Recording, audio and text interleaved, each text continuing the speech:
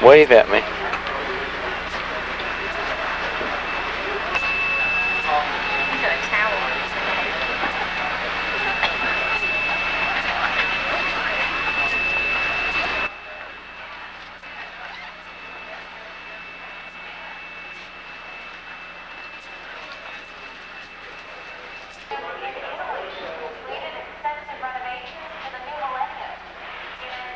This is where we are in St. Louis, waiting for the plane to arrive to carry us to New York. Emma's sitting there starting her cross stitch.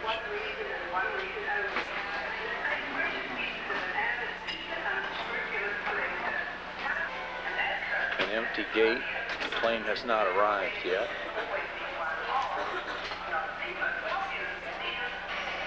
Our plane has arrived, 7:57. It's arrived 3:37 our time.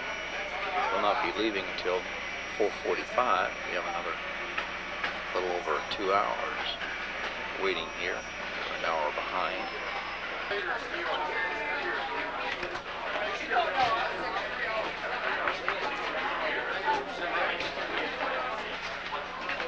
Mr. Clone, turn around.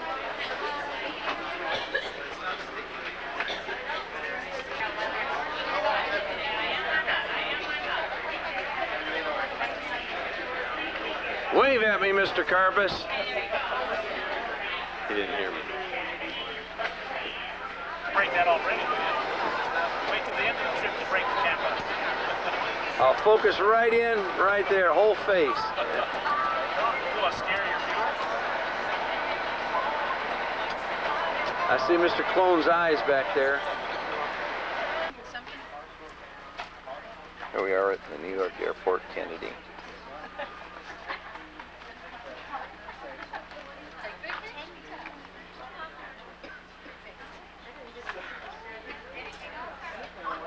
Johnson over there. There's Melody.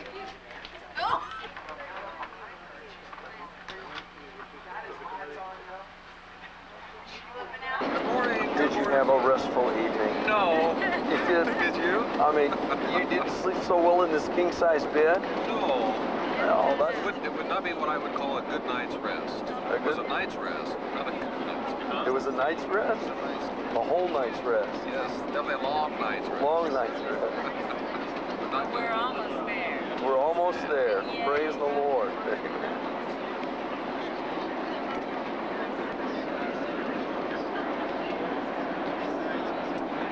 There's Mr. Baines. We're still resting.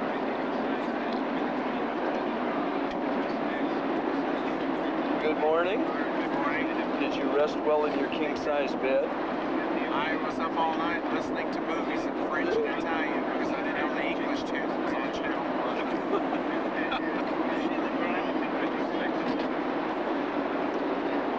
Well, there is Mr. Carpus. Why, it's Tommy on. Good morning, Tommy. Did you rest well in your king-size You bed? betcha. I got able to stretch right out, put my head back, 4 pillows, 2 quilts. Hey, I was all set.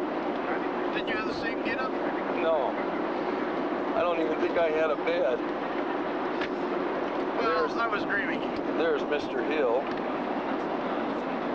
Did you enjoy your rest? Absolutely. Absolutely. You're looking forward for a better one tonight. Absolutely. There's Miss Johnson over there.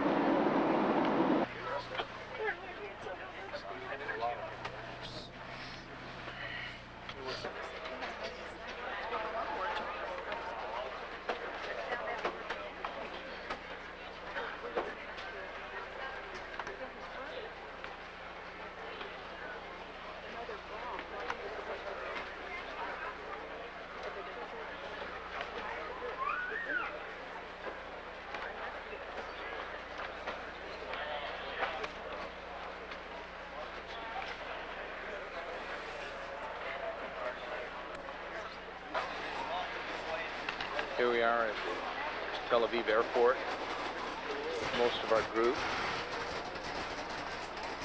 And the shot of the inside by the luggage area. There's a mural on the wall. Looks like Jerusalem.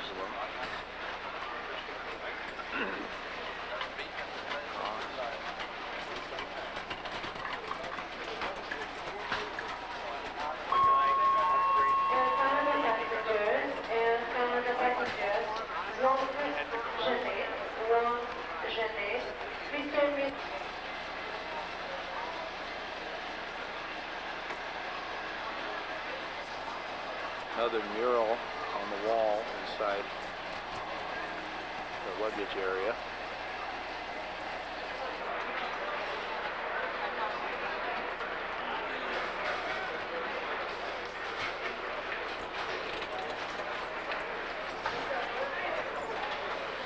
For the next 10 days. So let's give him a clap. I love Adi, we work all the time, so he knows me. But you are probably shocked. Probably you will be more shocked later on after you get to know me. But so my name is Rami. I am a native Israeli, you can hear it in my accent. And as I've told you probably in AC, I will teach you some English, mixture of Hebrew and English on this tour. Because this is the only language I can speak, English, yeah? So you better improve your accent if you want to understand me. Really welcome to Israel. I'm really happy to receive you. I hope you had an enjoyable flight with the worst airline, TWA, the worst airline. I flew with TWA, I know what I'm talking about. I mean, we lost all our connections in the States. It took us to get to Dallas 32 hours. So, anyway, but I understand from your faces that you had a normal flight, thank God. Few geographical strips.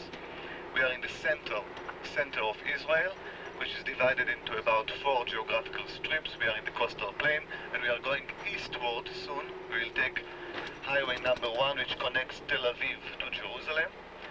And we will drive eastward towards Jerusalem, which is located on the central mountain range of Israel, okay?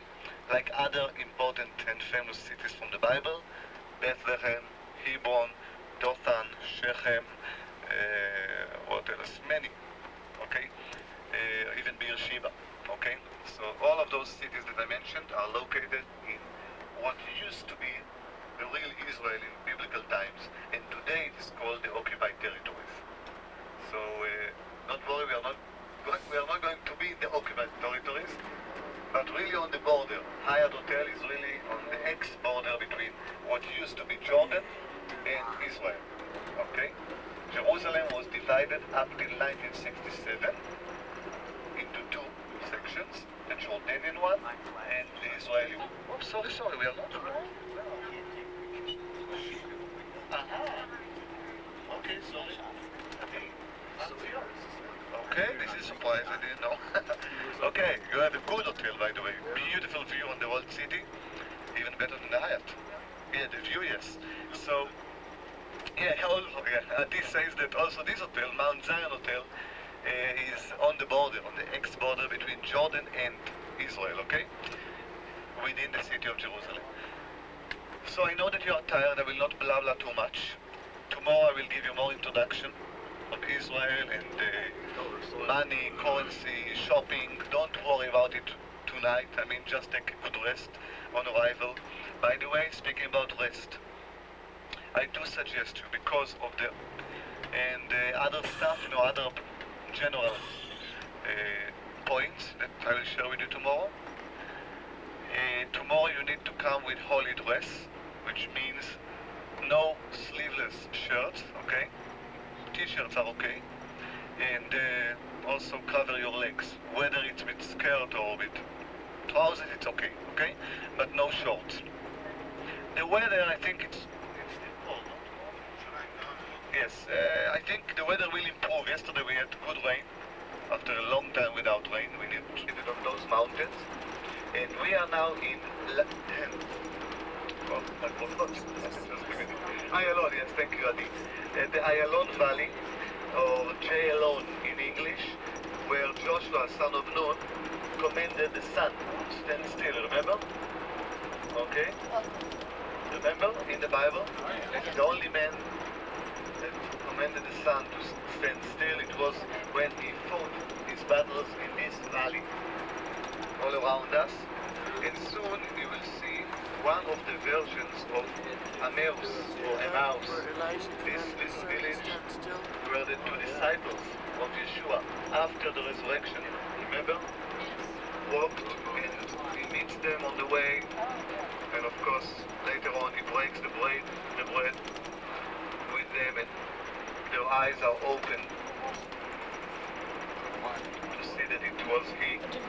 And look to your left hand side, you see this beautiful arch hole to your left, and just down to its feet you can see some archaeological remains. Now to your left, you see what I'm speaking about? This is one of the versions of Emmaus, this village. It's not far away from Jerusalem, but nevertheless. And on your right, and soon on your left, you will see some vehicles, like burned vehicles. You see what I'm talking about? To your right hand side. Soon you will see more if you missed it. Those are vehicles from the War of Independence, the Israeli War of Independence, which took place, remember, in 1947, from November 1947 to about May or April 1949, the longest and the most bloody war that Israel faced, just when it became a state, sovereign state. And this road was occupied, was blocked by the Jordanian forces and Arab gangs, and it was freed by the Israeli forces. And one of the many famous commanders back then was Yitzhak Rabin. Later on became the prime minister and the first prime minister to be murdered, assassinated, in 95. So this is a very important place. This is how the Israeli forces, this is where the Israeli forces broke their way later on. Of course, it was much, much narrower.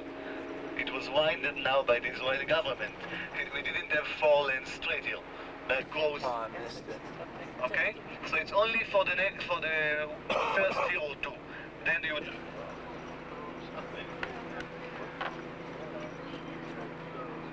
Maybe over there.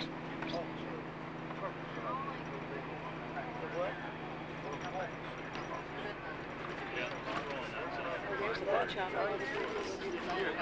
There was that real bad bloody Israeli war in 1947, and this was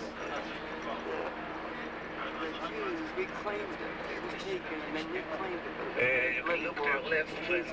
Israel is filled with memorials and monuments. Each one commemorates different thing or different battle, okay? And I spoke with you about the War of Independence. This is one of them to your left-hand side. This is just a monument which commemorates how they broke through this road, okay? And I hope you saw the vehicles here and there, the burnt vehicles.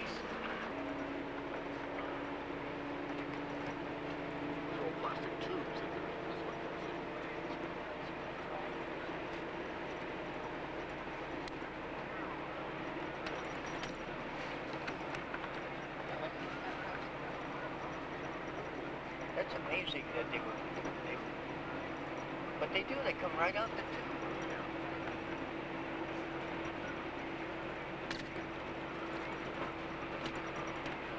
I saw some they're long enough that they did it.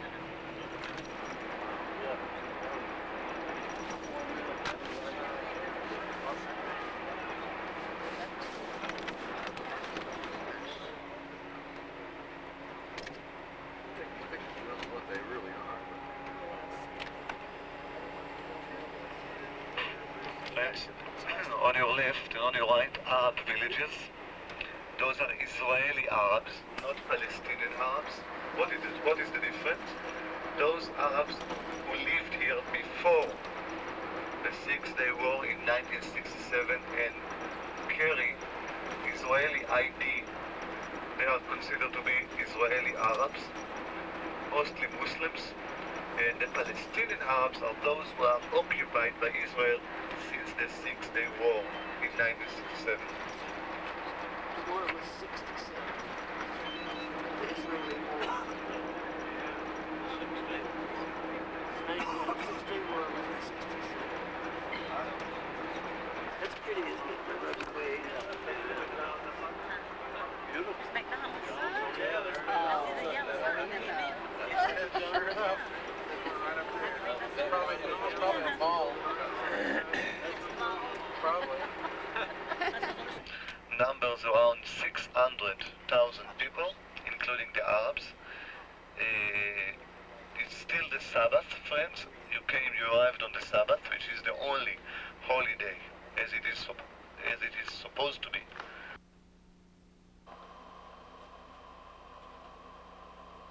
This is sunrise over Jerusalem on Sunday morning from a motel window.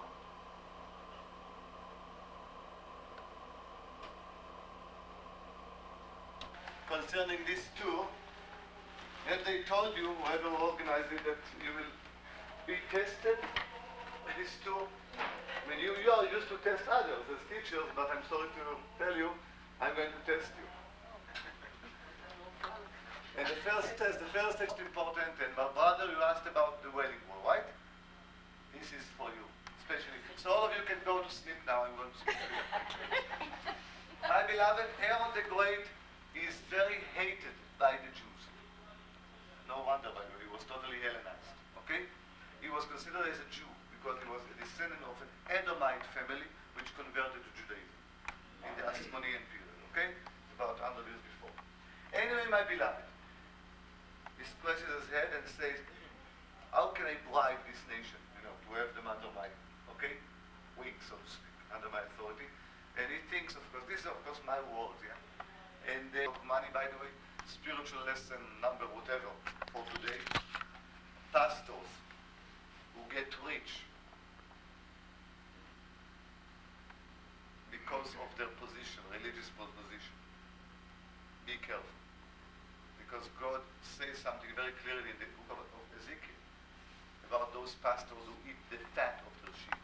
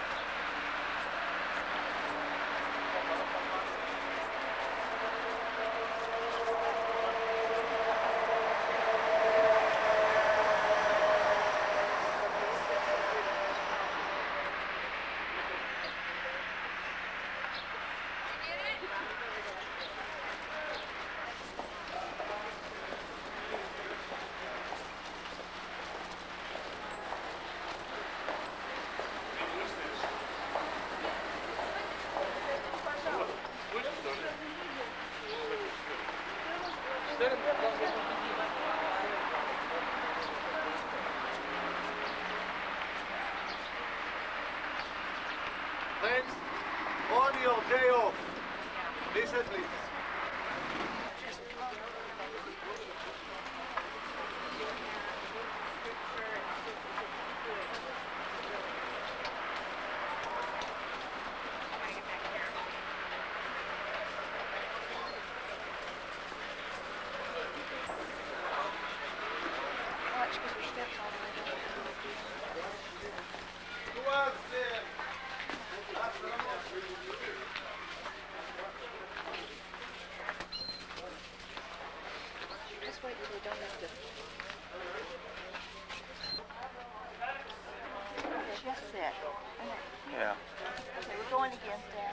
Okay. It's quite hectic here. I will watch out. So those moments, okay, for not about for 19 years. This first one before. Do you notice the big change, dramatic change when you cross this gate over there? In the atmosphere, in the smell, in the hecticness. We just moved from the Muslim quarter into the Jewish quarter. This is the Jewish quarter, okay?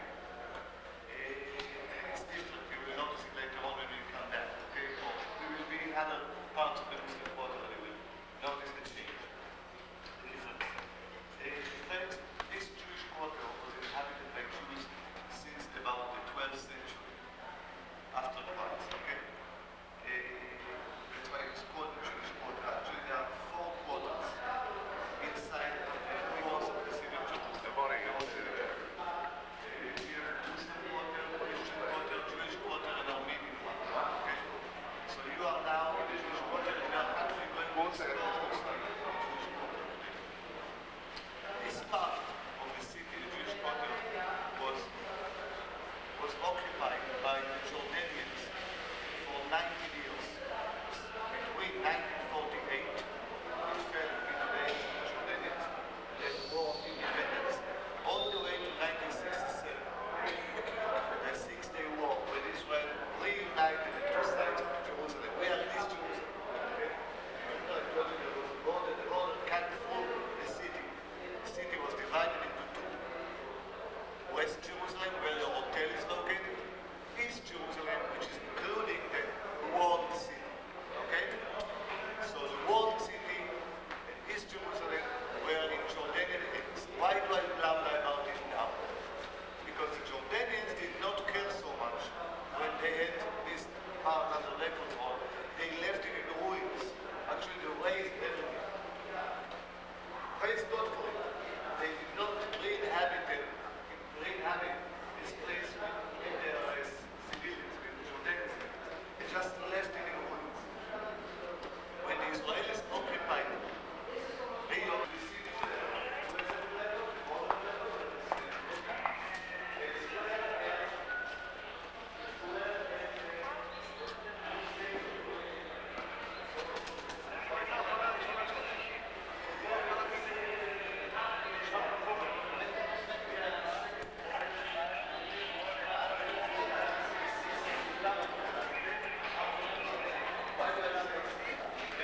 Sidewalks and entrances that should go here to shops. Okay? It's like the Champs-Élysées of today. In Paris, yeah, in France. You know, you have where the BMWs are. Okay, you are where the BMWs and Chevy Malikus, yeah, are running, while over there the pedestrians walk, okay, and enter the different shops. It's a shopping street, okay, to South. So we are now in the about 5th, 6th centuries level. Okay? And this is the 20th century. And where we came from, in the Arab market, it was 14th century after Christ. Okay? Friends, please come to the Aquí es la fuerza de una cruz que se llama nace hoy la fuerza de la cruz. En la corona había una cruz en la que algunos entregaron. Okay, friends. No existe hoy, pero el nombre Friends, please listen as much as you can. This piece of mosaic is a replica of mosaic found in Jordan, on the floor of a monastery. Okay? In Jordan is a city called Madaba. That's why this map is called Madaba map, the map of Madaba. And in the 19th century, while excavating this church, this monastery, they found a huge map, a mosaic of the map of Israel and all the Middle East from the 6th century. And this is just a replica of a tiny part of this map that shows Jerusalem. Okay, let's go on. It's not quedado espacio para nada. Entonces el artista Just a map of Jerusalem found. el artista decidió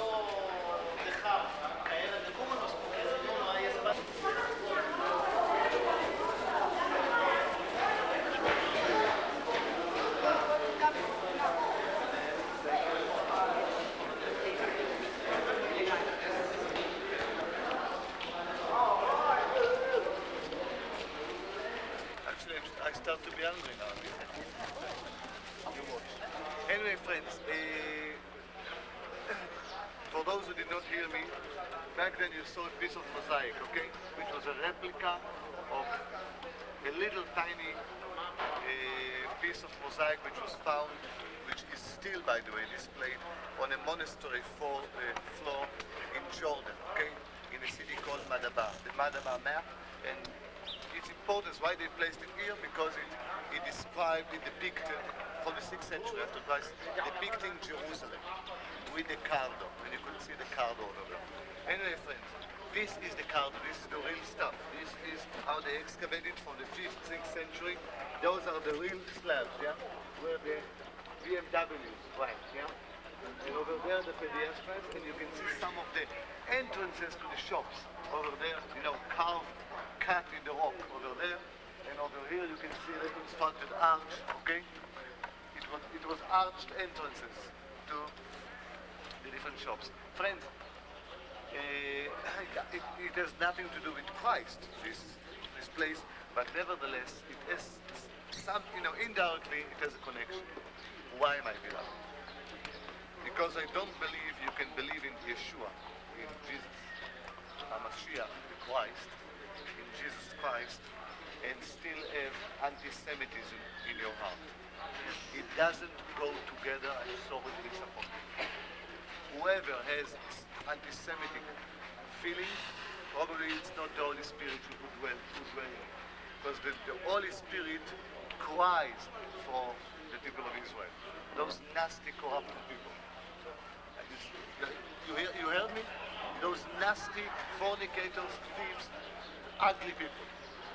They are still the chosen people of God.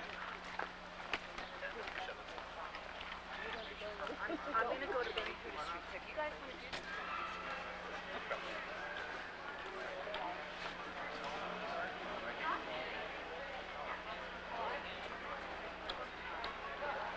The idea is to allow people to come in to discuss, to dialogue, to ask questions, and to begin to discuss what is going on out there.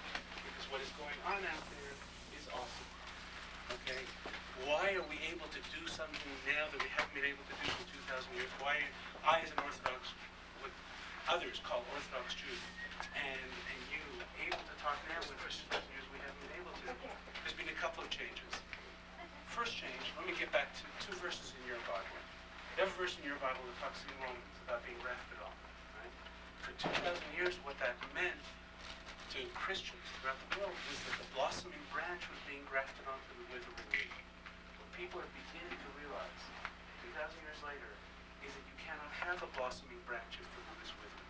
And if you want to understand what it is that sustains the branch, you need to come to grips with what it is that sustains the root. That's number one. Number two, you guys have another verse I enjoy in your Bible, in Corinthians, about the veil over my eyes, and I as a Jew have a veil over my eyes, and the end will be lifted, and then I'll see what you see. Why do I like the verse so much? I like the verse because that allows Christians to come into my shop to discuss Isaiah 53, Daniel 9, and Psalm 2, and Psalm 110, and Isaiah 6, and on and on and on. And finally turn to the heavens and say, God, I can't get through to this stiff-necked Jew. I'm going to leave this up to you. That's an awesome moment. Why? Because my whole life is based on leaving everything up to God. I wake up before dawn to study and worship, and everything that I do through the rest of the day with my family, with people that come into the shop, is based on having complete faith in God.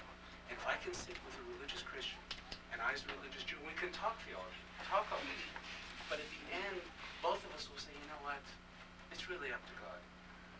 Then the barriers that have existed between us for 2,000 years melt away like snow in the sun. Third thing, and most important, if you go back to Deuteronomy, God brings the people of Israel into the land of Israel, right? Brings them into the land of Israel, and he says to them, go for it. It's yours. And not only that, I'm going to fight your battles. And then he says something that makes no sense at all. He says, I want you to know something. I'm telling you now, you're going to sin, you're going to fail, I'm going to disperse you amongst the nations, you're going to be cursed with a byword amongst the nations, you're going to be persecuted, hated, set aside. Even those will come, those that will claim to have replaced you. And this land of milk and honey will become a land that is barren. Right? And then I'm going to bring you back. And when I bring you back, the world will know that I'm God. bring you back, Ezekiel 36, the mountains will shoot forth their branches, the fruits, the blossoms. You didn't walk out of this store today and go to a grocery store and buy yourself an apple and orange and hold it in your hand. You're holding prophecy fulfilled in your hand. That's the secret of this land. Do you understand that? You understand everything. If you look out there and you see children playing in the streets of Jerusalem, that's Zechariah 8 being fulfilled. Zechariah could be standing on those steps, seeing the city in ruins, and God making him say out those words that there will yet be a time when old men and old women will rest on their canes and children will play in the streets of Jerusalem. So that when I wake up in the morning, I'm just sharing this with you from a personal perspective. When I send out my kids to play, almost every time I do that, I shiver thinking that I am fulfilling prophecy by just letting them out the front door. Right? And if you people think you're here by coincidence, forget it. Right? That's not coincidence. What God is out there doing, I'll tell you, about 9 years ago when we started actually having groups come in, I asked one group, how many of you never thought you'd have the heart, never thought you'd have the time, the money, the ability to come to Israel? Suddenly everything just sort of fell into place and suddenly here you are. 90% of the group raised their hand. I thought, that's cool. I'm going to try this again. I tried it again and again. We get 2 to 3 groups a day sometimes. I've tried it again, and what is obvious to me is God is handpicking people that are meant to come to this land to see the fulfillment of prophecy. What that means, if you haven't gotten it yet, is that God has already apportioned aside the souls that he meant 5,000 years ago before he created the world to bring to this land to be the fulfillment of prophecy. The burden of that awareness is awesome. So much so, by the way, that some of you, not all of you, some of you, when you get back to wherever you're from, will not be able to describe this to anybody. They're going to tell you, they're going to throw Galatians at you, you're Judaizing too much, they're going to do a whole bunch of things, right? That's the negative side of a burden. It ain't going to be easy. But what you're here doing is fulfilling prophecy and seeing things that will change your life forevermore. Without getting into our differences, God will sort those out. I don't mind getting into them, but I'm saying God will sort those out. I have 3 minutes, right? Okay. What I'm going to do is describe the prayer shawl to you. Again, let me explain to you the point of the shop. The point of the shop is at any time during your trip, if you people feel like coming in here to debate, discuss, share, please do that. That's the point of the shop. You don't have to buy a single thing to do that. Okay? But what I want to do is describe the prayer shawl. If you're going to go down to the Western Tunnels, you'll see the prayer shawl being used. I want you to understand what it is. Some of you may have already heard the teaching on it, but let me explain to you. Can somebody grab me one right behind? Just anyone. Thank you. I just bring it down. Okay, you're going to hear a really quick version. Ready? Everybody hold your breath. Okay, so this is the way it goes. It's based on Numbers 15. Numbers 15 says, you shall wear fringes on the corners of your garments so that when you see them, you shall remember the commandments. So 4-cornered garment has 4 fringes. Each fringe is wrapped around 26 times. Why is that? Every letter in the Hebrew alphabet has a numerical equivalent. Right? First letter is 1, second letter A is 1, B is 2. Right? So when you take words together, each word will have a numerical equivalent. There are 70 names for God in the Bible. The name of God that deals with the attribute of mercy is equal to 26. Every name of God, by the way, just as an aside, if you want, just to enhance your study, which you maybe don't need, but if you look through the names of God, each name of God relates to a different relationship God has with mankind. So when you look through your studies, when you see a name of God that's used and you know what that name bespeaks, you'll sometimes find it in totally the opposite experience than, you hear the God of mercy speaking, and he seems to be talking in punishment, right? And which is a teaching as to what really is going on there. It's actually mercy and not punishment. But anyway, the name of God that deals with the attribute of mercy is equal to 26, so we wear the prayer shawl in the name of the God of mercy, since nothing is a coincidence. If you take the English name for God, G-O-D, work it out with the calculator, it will also equal 26. But that doesn't explain the verse. The verse says, when you see these things, you shall remember my commandments. What does that mean? Well, first of all, the word fringes, tzitzit in Hebrew, the way it's written in the Bible, plus the 5 knots, which is an important number, plus the 8 strings, which is an important number, is equal to 613. 613 are the number of commandments in the Bible. That's what God meant. When you see these things, you shall understand the symbolism and remember my commandments. One of the big misunderstandings we need to sort out between us is the understanding that many Christians have that we Jews do everything by the law and are under the burden of the law, and we do it as a fulfillment of some prescription for perfection that leads to salvation. The fulfillment of law has nothing to do with salvation. Right? We fulfill the law because the fulfillment of the law is simply the fulfillment of the will of the beloved. If I know that my wife or child desires something and I can fulfill that desire, there's no greater gift of love. I had a group here once, pastor brought a group just this past Feast of Tabernacles, left the store, had a wonderful discussion, left the store, emailed me, and said, Moshe, it was very nice what you had to say, but don't tell me you guys aren't caught up in the minutiae of the law and the burden of the law. He says, I saw the way these Jews were buying in Feast of Tabernacles, we bring together 4 species, Leviticus 23. The palm branch, the citron fruit, the willow branches, the myrtle branches. I saw the way these guys were buying the palm branches. They were checking to see if it was straight. They were looking at the citron fruit with a magnifying glass to see if it was blemished. Don't tell me you guys aren't caught up in the minutiae. God cares if it's blemished. God cares if it's straight. Look, so I wrote him back. I said, Pastor so-and-so, sometimes people can see things and not see anything at all. I said, you're probably 100% right. God probably doesn't care if the palm branch is bent or if the citron fruit is blemished. But it ain't God's gift, it's mine. Right? The fulfillment of God's will is my gift to God, and I care about the minutiae because it's my perfect gift. This past feast, one of my older sons, 2 of my older sons actually, each of us had a beautiful, you might think I'm nuts, but because these citron fruits cost 100 shekels, and the day after the Feast of Tabernacles started, it doesn't cost more than 2 shekels, right? But it doesn't matter. I had these 3 perfect citron fruit, beautiful shape and everything else. I was in tears as I sat in the synagogue because I turned to God and I said, God, here we are. My eldest sons and myself have brought you a perfect gift. That's the understanding of what the law is about. It isn't called the law even in our understanding. It's a teaching. So therefore, the prayer shawl, since it represents that, is used as a wedding canopy during a wedding service because it is that statement of love and affection. Okay? I'm going to go quickly to the next thing. We wrap ourselves up in prayer shawl. Why do we do that? That's akin to being felt by the divine presence, which we call the Shekinah, you call the Holy Spirit, or the Shekinah glory. Bottom line, that's what it's all about. To walk throughout life with God's Spirit becomes part of us and envelops us. Just like King David says in Psalm 27, one thing I ask of God is to sit in your house. 3, more important. True, you guys believe we have a veil over our eyes. We believe everybody has a veil over their eyes. Isaiah 25. And the veil that everybody has over their eyes is the veil of pride and arrogance. And the closer you get to God, the easier it is to fall into the trap of pride and arrogance. Because you get so caught up with being the vessel of blessing, you're more caught up with being the vessel than the blessing. And there's nothing more that keeps us away from God.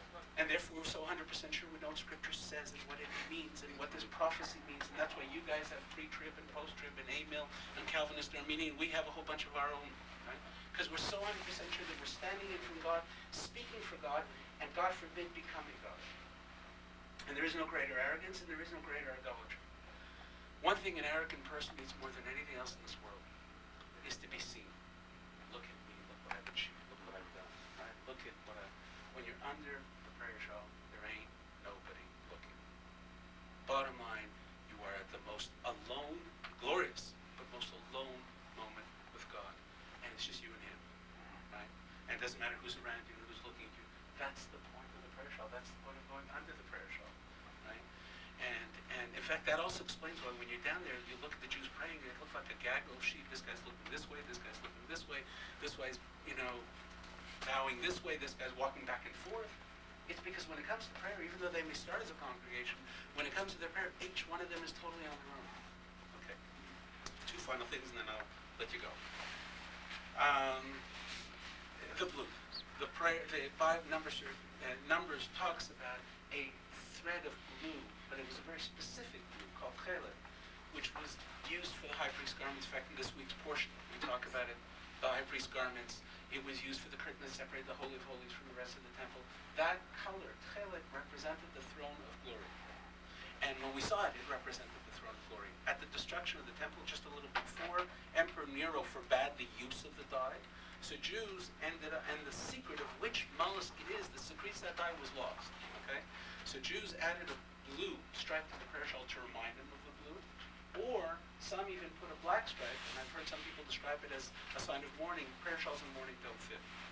But they wear a neutral color, black and white or white on white. Many Sephardic Jews have a beautiful custom of wearing white on white line and white prayer shawl. I have one here to show you.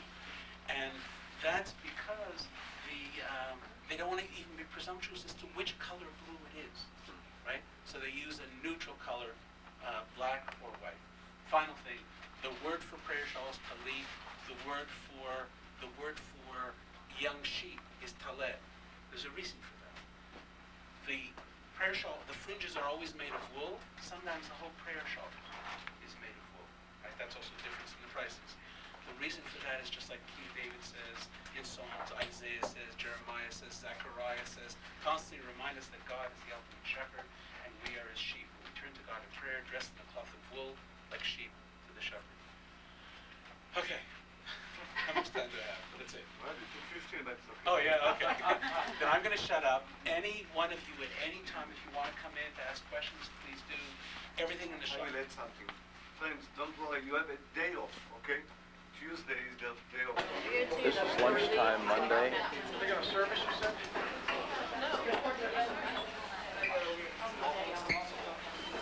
Okay.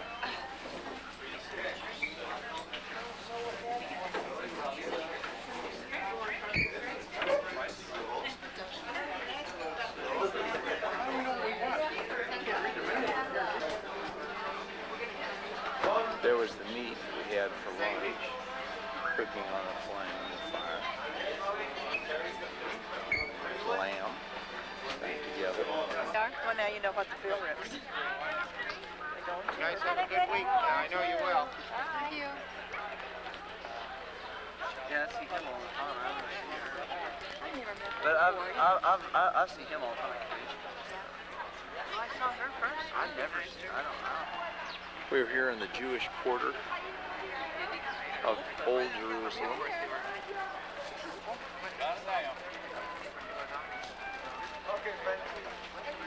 Shooting across the valley.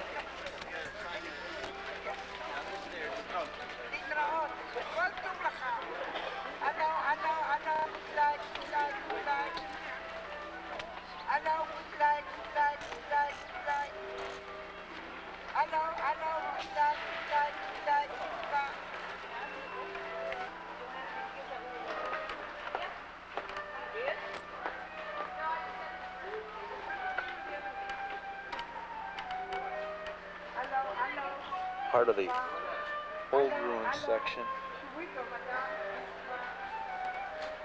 This section is from Hezekiah's day. We're going down towards the Wailing Wall and the temple. The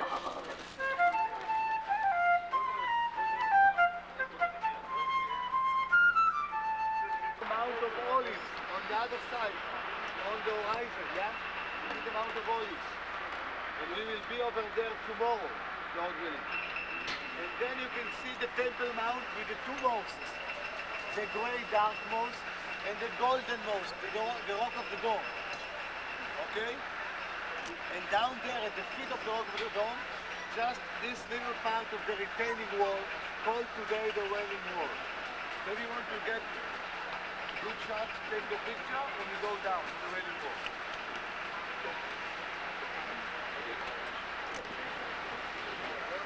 Mosque of Omar.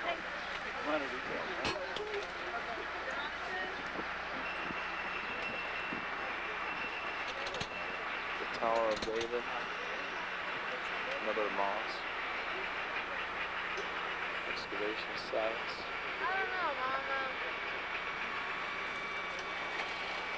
What's a picture of the Wailing Wall? Here's the Wailing Wall.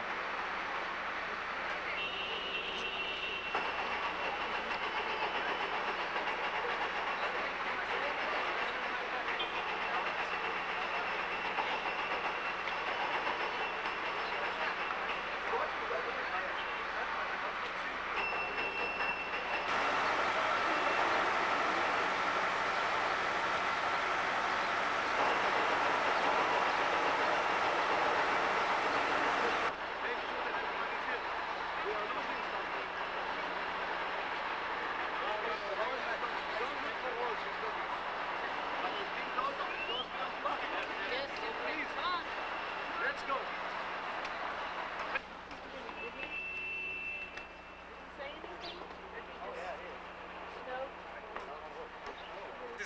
most amazing places that you're going to visit in Israel, in the land of Israel. We are in Jerusalem, the holy city. We are inside the walls, of course the Turkish Ottoman walls, 450 years old. But nevertheless, we are inside the city also in Jesus' time, okay? Not only inside Jesus' time, but we are going to get down to the to the level of Yeshua soon, okay? Now, where are we at all?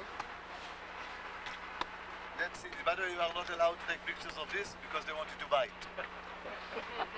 I mean it. Yeah, I see that. Okay, friends, no commission for the guide. It's for them. Anyway, friends, this is the Temple Mount. You remember? You see the temple? This is where the Dome of the Rock, the Golden Dome, is today. Yeah? For instance, this is the Wailing Wall. Now, why they put the line in the middle? Because this is the present level. We are now standing in this level, viewing the corner where the western retaining wall meets with the southern retaining wall. You see? Clear? Those huge retaining walls built by Herod the Great. You remember, yeah? So we are here, standing in this level, in the 7th or 8th centuries level, after Yeshua, where the Muslims were here, yeah? 7th, 8th centuries. And we came down from the 20th century. Now, just to impress you by the massiveness, how do you say, yeah, magnitude of this place, archaeological place, this is the largest archaeological area in Jerusalem. Look over there at the wall. You see the mud line? The mud line on the wall. Now look over there. You see where the people are entering the Temple Mount? We are underground before they started to excavate. This is the ground level before the 70s. Before Israel occupied this area, reunited the two sections of the city, yeah, of Jerusalem, and decided to excavate them. Can you imagine how many tons of dirt were cleared up from here? Yeah? So friends, what we do now, from here, from the 7th century, about the 8th century after Yeshua level, actually it's where they are standing, we are going down to meet this nice couple here. This nice couple, they are walking on the very street where Yeshua walked. And you see this, Herod the Great, one of his projects was to build this, what archaeologists call the first intersection known in the world. I mean it. To just facilitate those who wanted to walk here without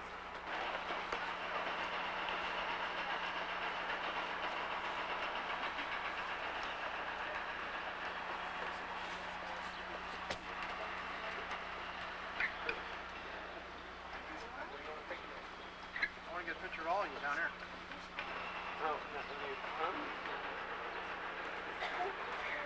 This is right on the edge of the wall. The Wailing Wall is up above there. This is excavation area that the Jews have brought out. We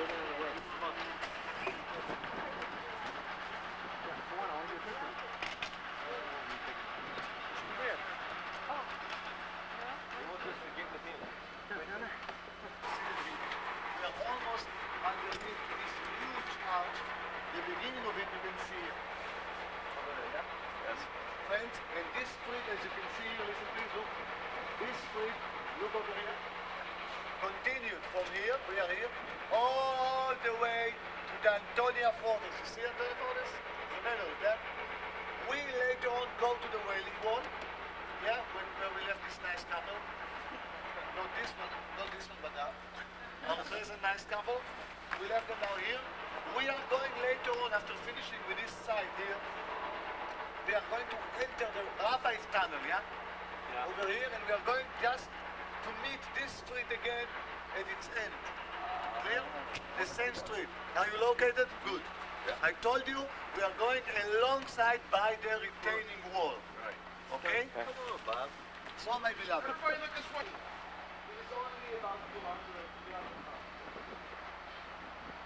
These are the cornerstones of the Temple Mount on the walls, the Wailing Wall.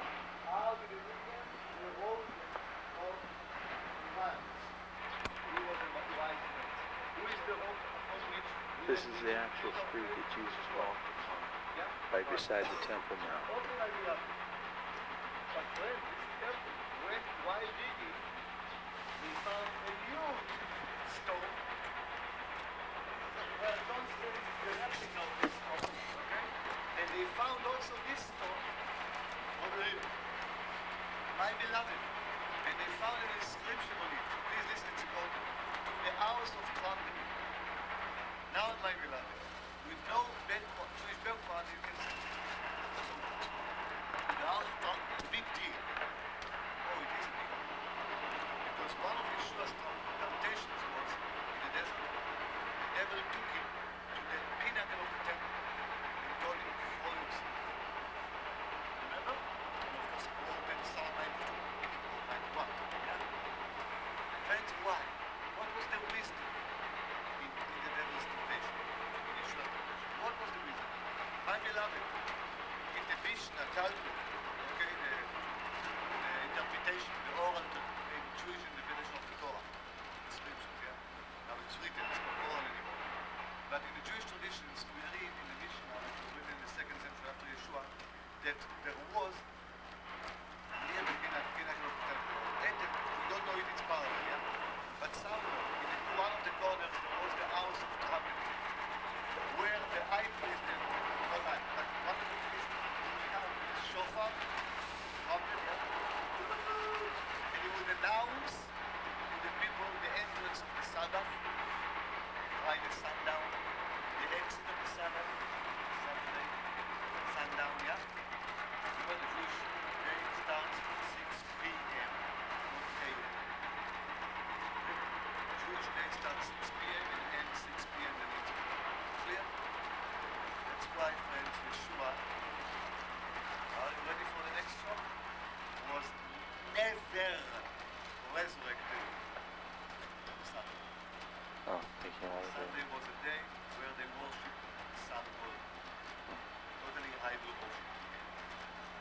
Sunday was never the day that Yeshua, you want a biblical proof? Mary Magdalene. It says clearly she comes before dawn. It was empty already. He was resurrected So, between when Mary came and between sundown of Sunday. Because the first of the week is titled in the New Testament.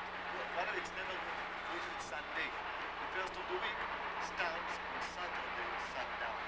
And it's a Jewish book. And it's a Jewish writer, and that's how we should be read. Because Sunday they didn't have any time to worship. They would go to work. Sundown to sunset, sunrise to sundown. Yeshua was never resurrected on Sunday. Paul and the first disciples never worshipped on Sunday. You want another biblical proof? Now I'm shocking you. Remember Paul, on the first of the week, he meets with the leaders, and he's blah blah blah, almost like a tour guide, till one gets really bored and fall asleep and falling. You remember what the Bible says? Paul continued to speak till midnight, right? And it happened, and he went down, he resurrected him, right? And he continued till the morning. What happened in the morning? Church started. He went on. My beloved, if it would be Sunday, then it's Monday. No, he started till Saturday Eve, and he spoke till Sunday morning, and he was off to his work. I know I'm shocking you, but praise the Lord. Believe me, because you need to come home. I'm not Judaizing. God forbid. You are saved by grace. But you are not saved by grace to celebrate pagan feasts. You are not saved, we are not saved by grace to worship God Almighty and clothe Him with pagan clothes. We are not, because you will rip it off immediately. Don't worry, also my Jewish people are pagan many times. Like those who, what they gave you now, sold you, those red threads, superstition, idol worship, against the evil eye. Where do you find it in the Bible? Yeah? Jews are not less pagan than Christians. Because both went out of the real way after Yeshua's time. both need to come to the only one way to Yeshua. Not Jesus Christ, the Christian one, but the real one, the biblical one. The Messiah of Judah, the Messiah of Israel, to whom you have been engrafted by God's grace, but not broken. God knew you before the foundation of the world. How comes He knew you? You have belonged to Him long before Yeshua's time. How comes? We will teach you later on this story. How you are connected to Israel. Because you are part of Israel whether you like it. Welcome, my family. So, friends, I don't know how I got sidetracked, but yeah. So, this priest would announce it was a place of annunciation, right? Because they did not have watches. They needed to know where he's walking, yeah? They needed to know where is the new moon. Why the new moon? Because they are moon worshippers? No. Because the Jewish calendar is lunar. And every feast out of the 3 pilgrimage feasts is celebrated in a full moon. Check it. It's biblical. Full moon. Passover, you know why? Because it's on the eve of the 14th of this month. All the 3 pilgrimages, Passover, Pentecost, and Tabernacles, on the full moon. The middle of the... Now, how do you know when is the full moon if you don't have someone to announce you that we saw the little, how do you say, crescent? The birth of the moon, we call it. The new moon. How do you know it? I mean, how could you know when to celebrate it? They didn't have calendars, no, hand calendars like we have, printed ones. Today you can know when will be, I don't know, Passover in 5 years. No, back then they didn't know. They needed to count it every time. Okay, my friends, while all this trouble, because some scholars believe that this is the pinnacle of the temple, and if it is, then it sheds much light on the story of Jesus. Because the devil is a wise man. He brings you to the place of annunciation, and he tells him, drop yourself down. And by the way, I believe it was the Feast of Trumpets, the Jewish New Year, when the Jews are crowning every year God of all the anyway, just imagine all these crowds are walking on this street, yeah, and suddenly they see this Jesus, yeah, this rabbi with a prayer shawl, because he didn't look like with the guitar with the jeans. This was not Yeshua. Yeshua looked like an Orthodox Jew because he was, yeah. Most of the Jews were very pious Jews, beside the Hellenistic ones, if you read the history. Okay, there wasn't such a thing as secular Jews. There are many sects, but many Orthodox Sadducees. Yeah? Anyway, just imagine Yeshua jumps, woo! And the angels of the Lord. Oh, sorry, let me ask you. What the devil tells Yeshua? Drop yourself because it is written what? Exactly, they will pick me before your feet even crash, yeah? Now, my friends, please do not answer quickly. Think before you answer. What do you think? If Yeshua would jump, the angels would carry? I will make it easier. Could Yeshua turn the bread, the stone, not of the temptation, into bread or not? Otherwise, it's not a temptation. Am I right? What's the big deal? If anyway I cannot, if anyway I will not be carried by the angels, if anyway I cannot turn this rock into bread, I could say, bye-bye devil, anyway I cannot do it. Go away. But of course the devil is tempting Yeshua because he can do it. Because the angels will carry it. You understand? Now the message here, friends. So the angels would carry it, and what would happen in it? The people of Israel would know this is the Messiah, and they would crown him immediately. Like, remember in the Gospel of John when he fed the 5,000? They wanted to crown him. So what is the temptation? What is the wisdom? Before the cross. And then you were not, and we were not saved. Yeshua came, from the beginning, before the foundations of the world, the Bible says, to die on the cross. Am I right? Right? Now you understand the devil? He wants to crush God's plans of salvation, yeah? Okay? Just simple thing, just jump. Come on, it's sweet. Now what is the spiritual message to us? We know sometimes, sometimes right in the beginning when we get the experience, when we get born again, we know that God called us to be a singer in the church, yeah? A pastor, a teacher, yeah? But are we immediately turning into a singer, into a pastor? There is a time, there is the way of the cross for us to take. You see, if now you bring me to the Lord, let's say, okay, in the church, and you are a church who believe in the gift of the Holy Spirit, eh? So somebody promise and say, God will make you a father in the church or a pastor, yeah? Now, next week I will come in and say, move away, he's the pastor, move away. You told me last week that I will be the pastor, right? Now, I will be right, because God really wants me to be a pastor. Yeah?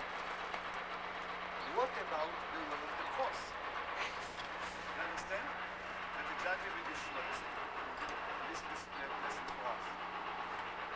Yeah, you are called to be what you are called to be. Are you really? Meanwhile, God will open the door.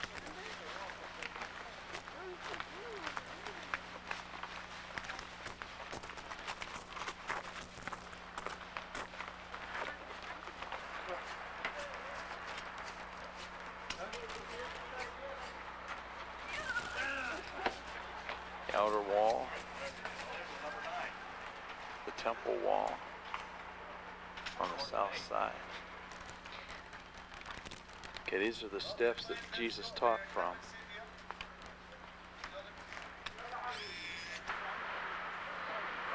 This is the back side of the temple wall. The step areas where Jesus taught at the temple. Go inside through the tunnels, remember? To the temple, to the Gentile court over there. Today, of course, it's a real Gentile court. It's the Muslim court. And later on, they would exit. You see this lintel over there? Which is cut, broke where the dove, where the pigeon was. Yeah? You see, this was the exit. From here, the people would come out, and here it is said that the Jewish rabbis, everyone with his own flop to speak, so to speak. John the Baptist had his disciples in the Bible, yeah? In this sense, Yeshua was no different, yeah? He also gathered around him, okay, a few disciples, okay? Anyway, friends, so the rabbis, the different rabbis would sit here and teach their disciples, okay? And now I want to read something with you, New Testament, from Matthew. It's okay. From the Gospel of Matthew. Oh, this is small, right? Where is Matthew? This one may be a little bigger. Oh, okay, she just went easy. Okay, it's okay. St. John, St. Luke, St. Mark. Yeah, I know. I hope I know this. I don't know much, but I do. Okay.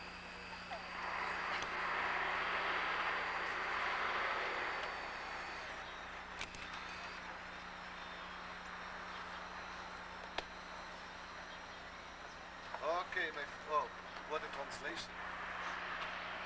Friends, I'm reading to you from Matthew 25. 23, which killed the prophets.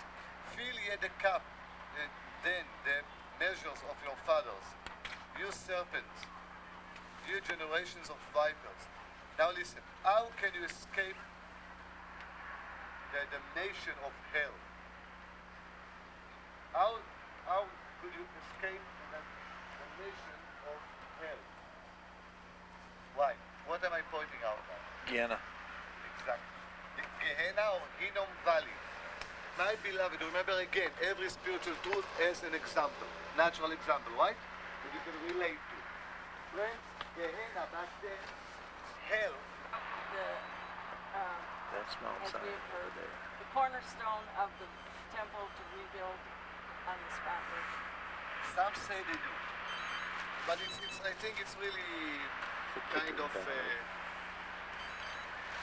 wow, this is a nuisance.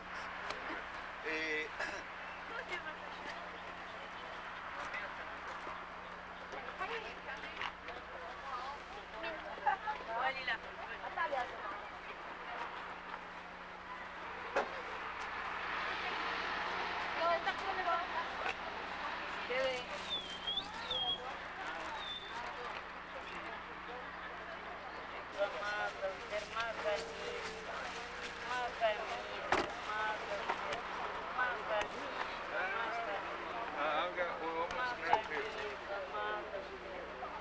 A lot of olives over on that far side.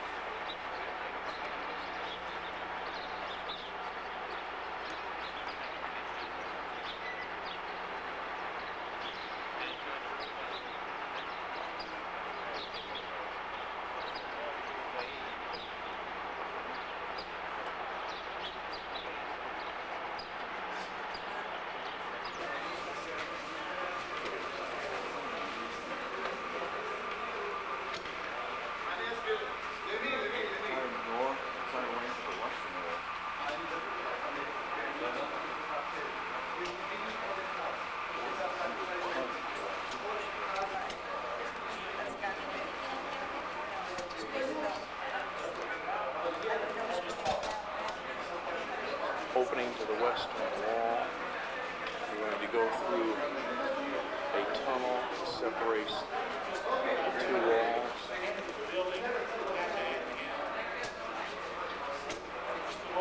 Divider, the women, the men.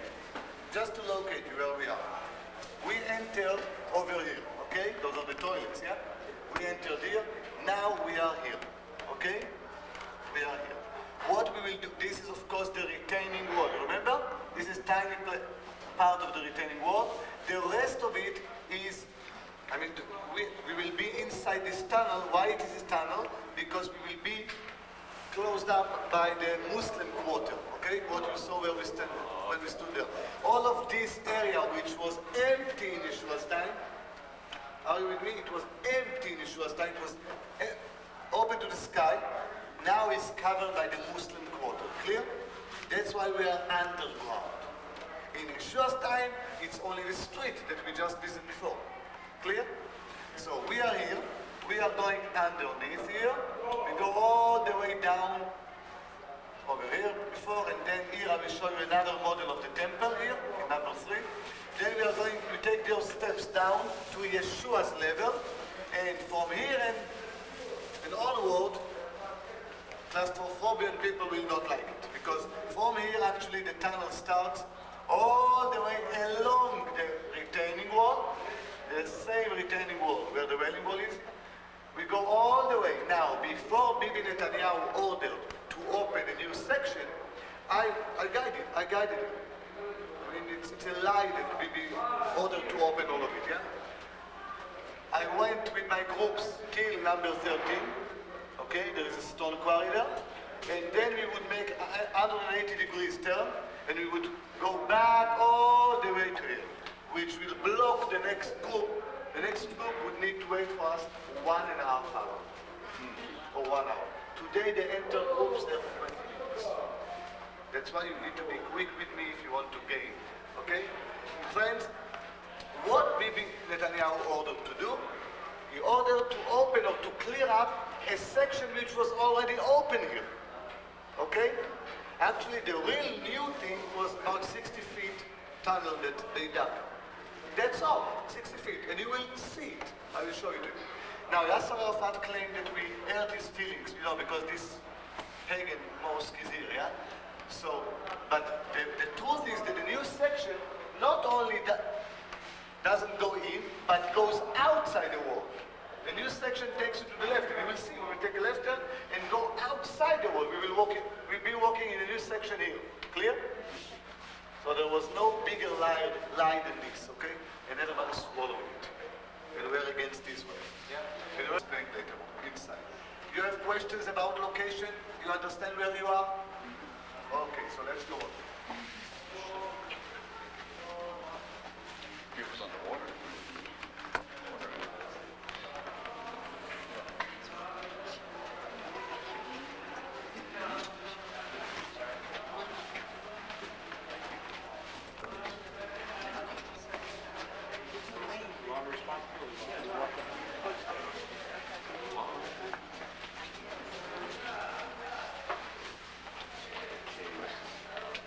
Outside Boston.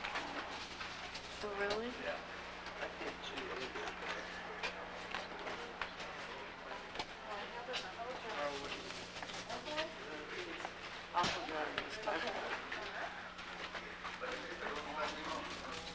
Okay, friends.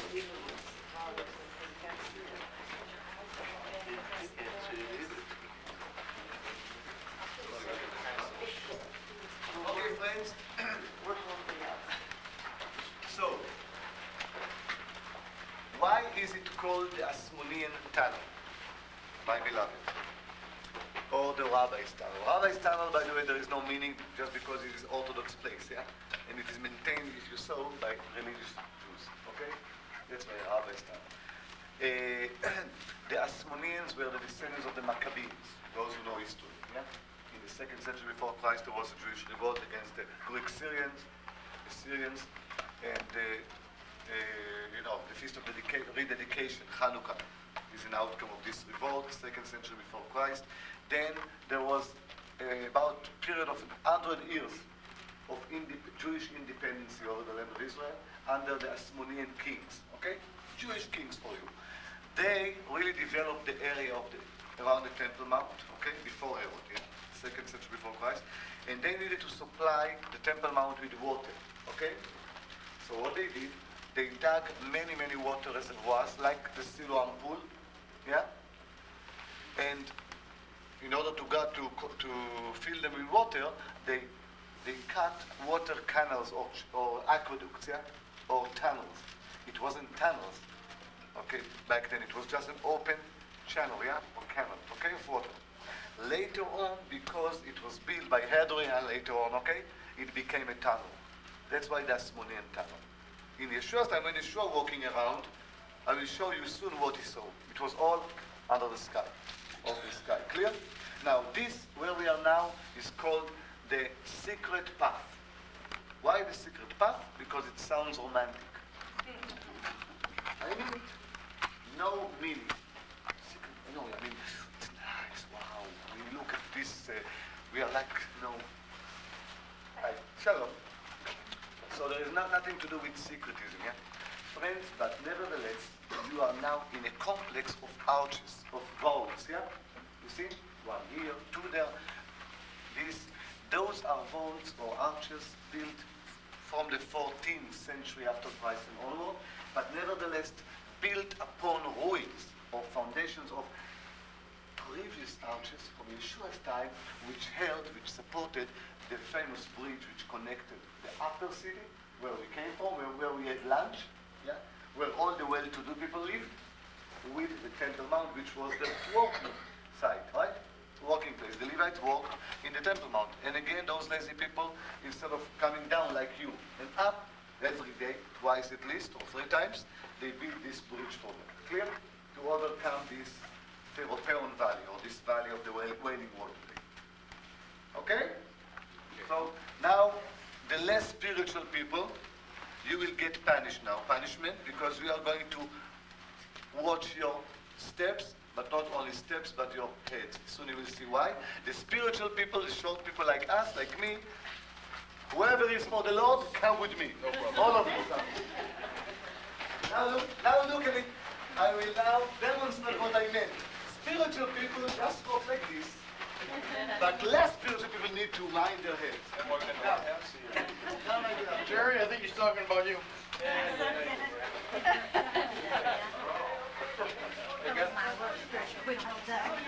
They got it painted.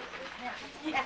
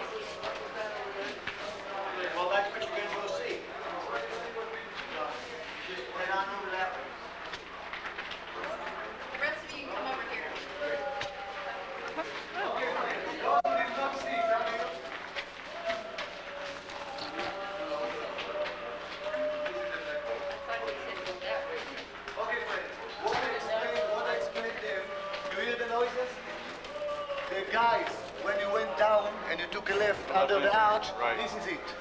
And they are praying underneath Wilson Arch, yeah? This is number 6, is the present level, yeah? It's a synagogue, Jewish synagogue, only for men. We are over here, those are the steps here. And we came from here. We are going soon to be in this level, Yeshua's level. Clear? Okay, let's go.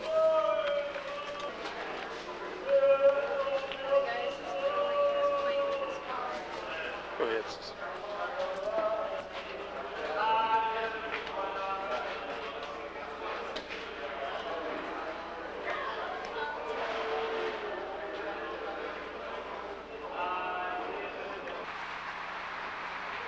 Picture on the wall, inside of the arch area. This is inside underneath the arch area. Many of the men come and pray.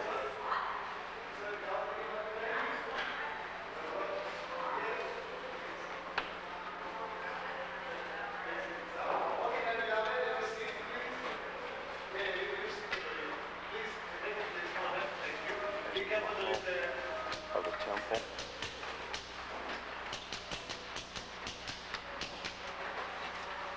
Okay, my beloved, I hope you enjoy. I do it almost every day, but I'm not so impressed. I hope you all. By the way, it's not that good.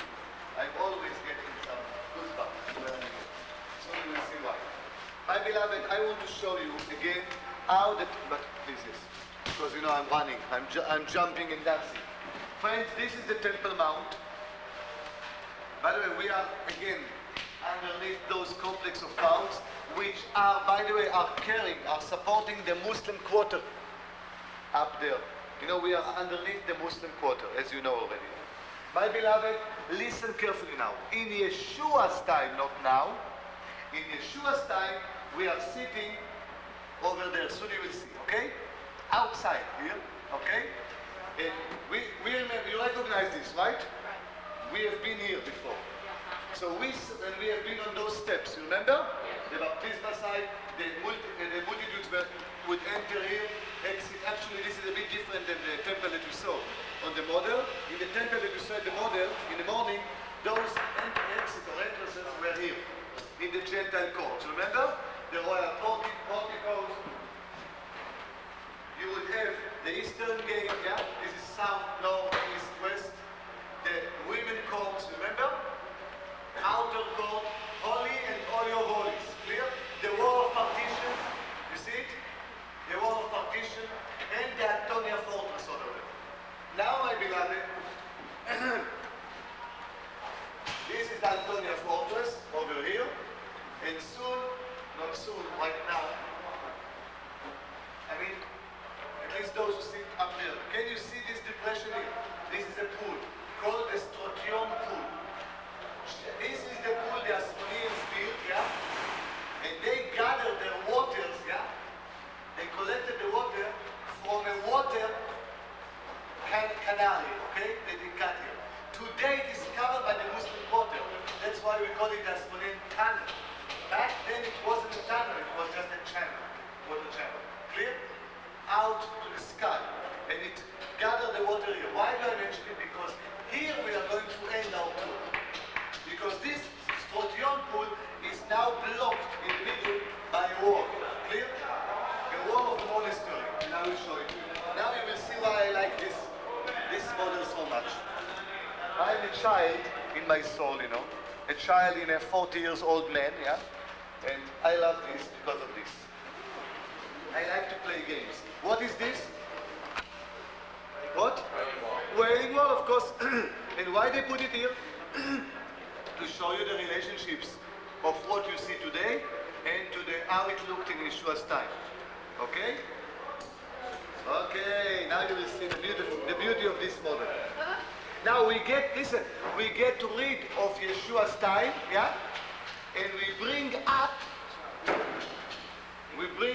the Muslim quarter. Come on.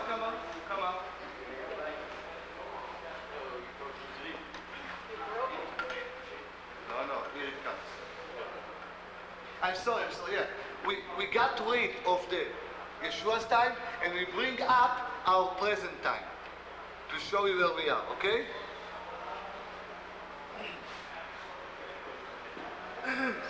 Okay.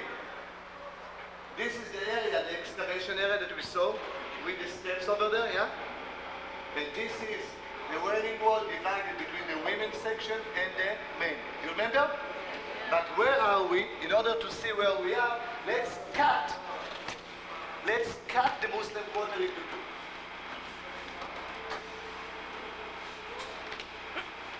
Can you hold it for me? Let's cut it into two. Nice, huh? And see where we are. We came in here, remember? And here we are sitting. Clear? And we are facing this arch over there. Okay, let's remove it. And what we face is the arch over there. Clear? And the retaining wall, which was one of the entrances to the temple. Okay, let's get rid of it and see where we are going to walk now.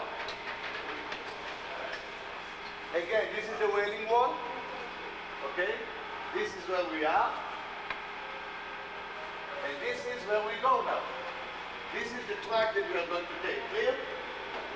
All the way till this wall here, which breaks the scorpion pool into two pieces. Clear? And this is the bedrock, friends. Remember I told you the Temple Mount of Jerusalem is built on a slope, mountain slope, which goes northwest to southeast. Here you can see the bedrock, okay? And you can see the relationship between the bedrock and the path that we are taking. Okay, over there, this is the meeting point. Okay? Okay. Yeah. This is, friends, this is the tunnel. Now it's a tunnel, yeah? But this was a channel. You say channel or canal? Channel, yeah? The water channel which led the water into the Sturgeon pool, in the blue, you see? We will be here. And this is the very last section which was opened by the Israelites under Bibi Netanyahu. Clear? I mean, it was open already, but it was closed for political reasons. By the way, all of this was done not even by the Israelis, but rather by the Americans, already 100 years ago, by the American archaeologists and English. The only new section I will show you, it's where we exit. Now, remember I told you at the model that one of the Via Dolorosa version is from the Victoria Fortress, because they believe, the Catholics believe that Pontius Pilate judged Yeshua here. So if it's true, then the Via Dolorosa went over here, yeah? We are going to be in the parts of the Via Dolorosa, the fiction Via Dolorosa in my opinion, yeah? Over here, okay? And that's where Adi will wait for us, over there, in the Lion's Gate. Everything is understood.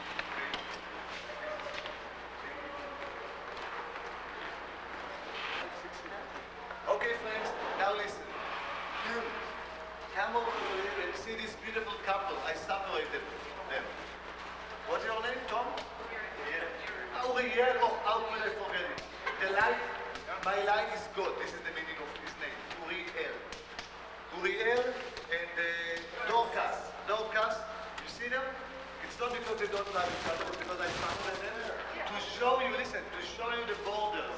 One border and another border of one stone. It is broken over there, it is broken over there. But can you see what I mean? Look at the height of it. Look at the length of it. All the way from again, Uriel to Dorcas. See what I mean? This is one stone. What we would call the master course stone. I'll think about 12 to 15 feet. This stone depends on if you take the metric system or your system, it's around almost 600 pounds. My beloved, if you want me to be exactly, 596 or 8600, okay? But almost, I think according to the American tons, it's 628. My beloved, one stone. Now, please let this woman listen to this. Now, friends, now you are wondering how this wall survived all the wars and all the earthquakes. It's a huge stone, cheap labor, and quite high-tech minds without high-tech back then. I mean, we look down to them. If you look down to them, you, the engineers of today, you look at the pyramids. Yeah? I mean, how in the world they build the pyramids? We think that we are so wise. My friends, now listen.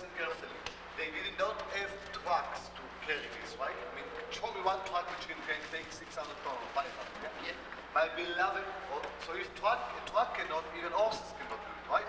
Or mule. So how do they do it? They would build, by the way, you can come. Oriel, I'm sorry, I forgot. Come and all dance together again. Now he wants to hold his your hand. I mean, he cannot without. Don't touch, this is a holy hand. Only a husband. Good. No. You, of course, you are allowed. Now, when we don't look, you are even allowed to kiss each other. But when we don't, okay, everybody look this direction. I'm crazy, friends. I hope you will get used to me one day. My beloved, where was I? Well, yeah. Friends, no trucks. So how would they do it? Always, remember, always they would build. They would quarry the stone. They would extract the stone from a very near quarry. Stone quarry, okay? They would never ship the stones long distance, okay? I mean, Herod would sit with his engineers and say, okay, let's build this street here. Let's build this wall here. We need, I don't know, 500 tons, stone. Where can we extract the stone? Yeah? And they would do it 1 mile, 2 miles away. And from there, they would build tramps, yeah? And they would just roll them, and roll them, and roll them, yeah? And then with ancient cranes, they would take it up, and one would sit on the stone and direct the people where to lay it. No cement, it's dry method of building. No cement, but little pebbles, copper pebbles, yeah? Like stone pebbles, but made out of steel. Why? In order that it will not crush the stone down beneath it. So it would crush the pebbles. Clear? And, believe it or not, without any concrete, without any cement, this is 2,000 years old. Okay, friends? But, by the way, it is a retaining wall, so each next layer would be a bit towards the inside. I mean, it's not a 90-degree wall. Right. It is like this. Clear? Because it needs to support the arches, the water cisterns, okay? So, okay.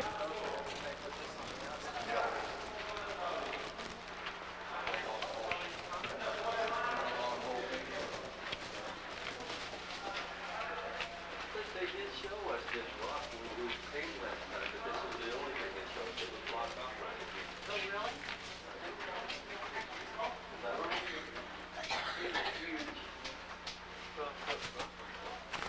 Maybe it lived before. Oh, yeah.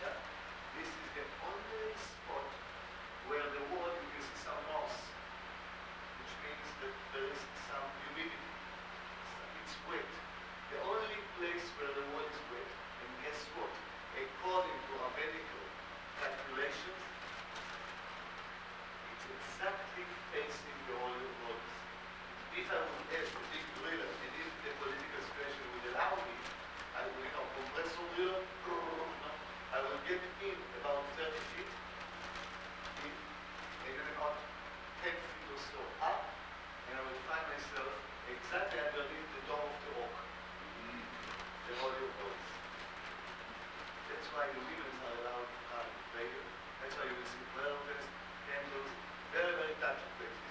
This is much more holy, so to speak, what we call than the very way under the thing, you know, and anticipating the next step.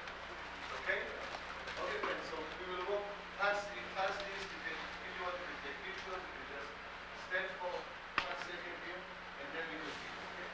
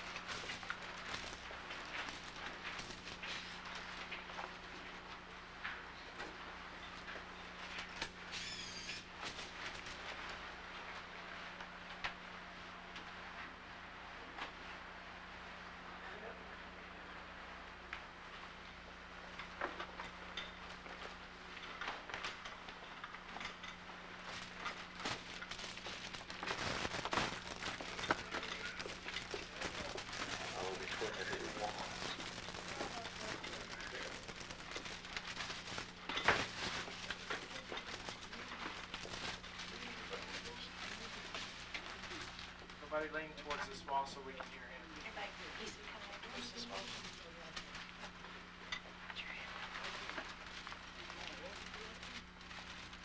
Yeah. Rose, can you hear me? Yeah. Rose, can you hear me? Yes. Yes. Yeah. Okay, now beloved, listen. Now we started the walk inside the tunnel, yeah? Now, my friends, I will make few stops to show you, to draw your attention to important things. First of all, here, I'm standing on a window. Okay? Why window? Okay, listen, why window? Because those stones which are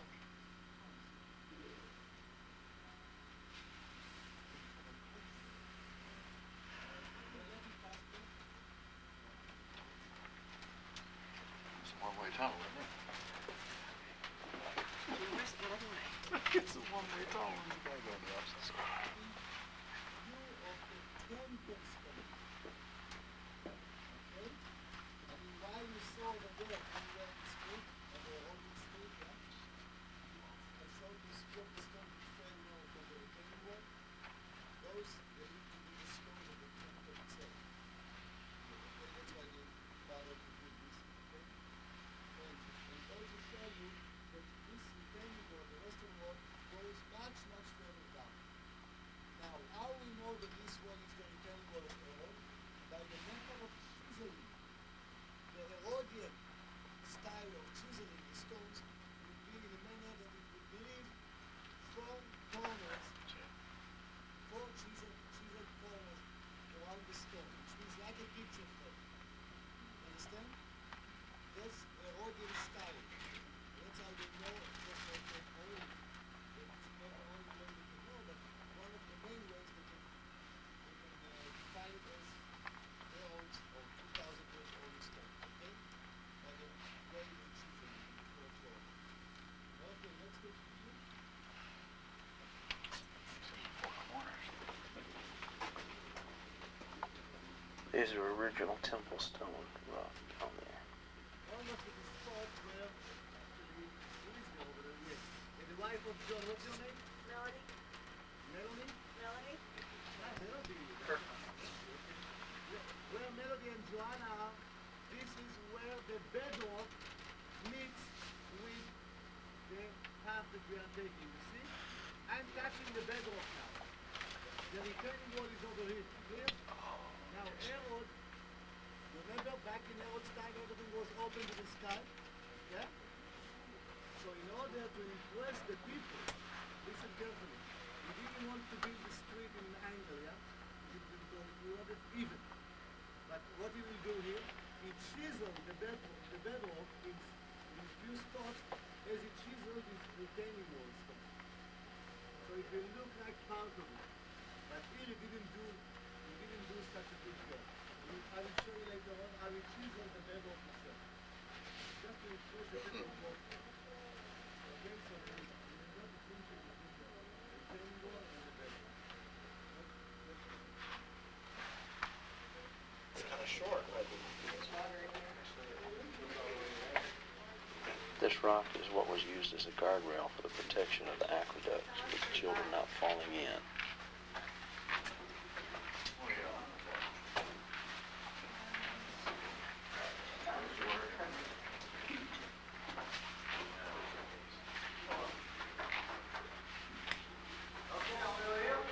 Yes.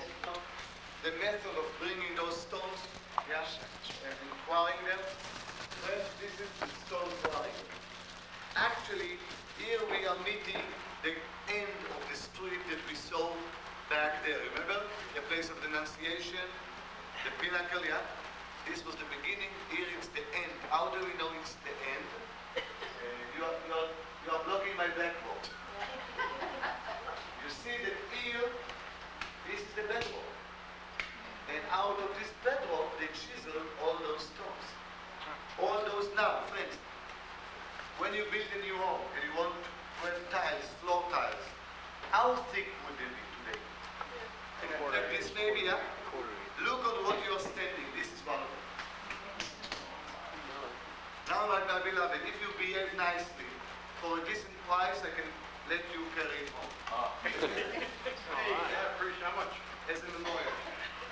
100 bucks, you can take it. Now, if you cannot take it, if you need my help, you need to add a few more few thousand. Can't pick it up ourselves. This guy.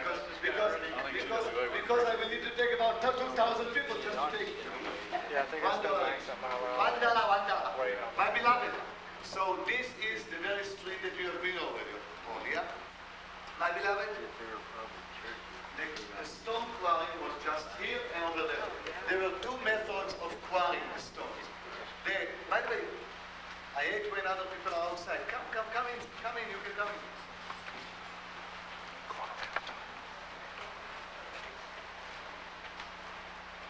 I'm taking a risk, to leave the agent outside. Okay, friends, I was. Two methods of quarrying back then. They did not have any dynamite, right? So what kind of explosion would they use? Logs. Water and logs. Water was the ammunition, yeah? Logs. Usually cypress. Can you disturb my blackboard? Friends, this is the horizontal method. They would take all the sizes that they need, yeah? They need 2 feet long and all this here, they would measure it. Then they would chisel it. They had chiseling, tools and all these hammers. They chiseled it and they placed inside those cracks, yeah? Logs, and then they would water them. This was the dynamite. It will expand and crack it. And then again, chisel it, stick it inside more and on. This is the vertical method. Soon you will see while walking to your left-hand side, just a few meters from here, the horizontal one, okay? The same one. This is how they cry. How do we know that this was the end of the street? Scholars believe that Herod died before he could finish this project. Can you imagine that? No. I take way too much patience.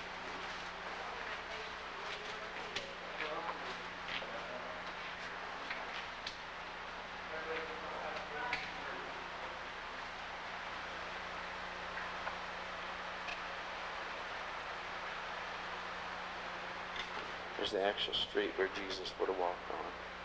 Again, inside of the Lord. This right here This foundation stone. Last part of the wall of the temple area. This is part of the ancient aqueduct system. We're walking through the aqueduct system.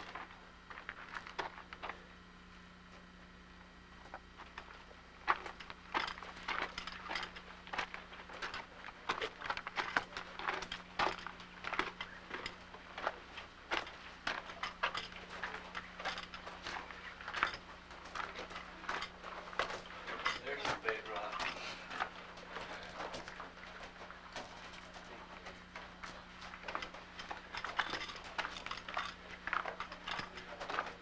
Okay, are we here? Yep. Come over here so you can hear me. Squeeze a bit. Okay. Let's listen. I hope you noticed that we left the retaining wall and now we are walking in this water channel. Remember? This, I mean, here you could see the sky in Yeshua's time, but actually you would not prefer to walk inside because it was with water. So you would walk on the other side. Clear? My friends, in the days of Adrian, you remember Adrian, this first Hitler, which renamed the name of Jerusalem to Ia Capitolina and Judea into Palestine, you remember? In order to build Jerusalem as a typical Roman Hellenistic city, he needed to close up all those obstacles, the water cisterns, the water reservoir fields, and the channels. That's why he put those bricks above us. And above these bricks, those bricks, the Muslim quarter is. Clear? Okay? So this is not natural part of what you see here. This is natural, yeah?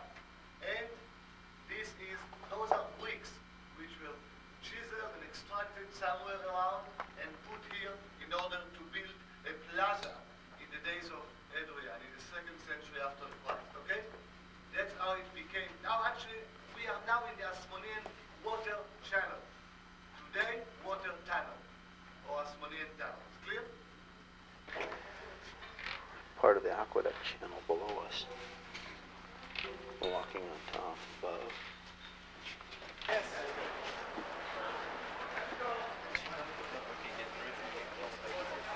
Nice later. What gate is this?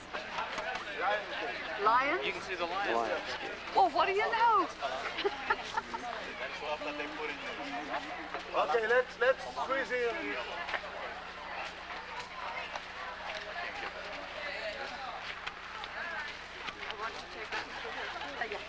Come out of the Lions Gate, going down into the Kidron Valley. That's the Mount of Olives over that direction.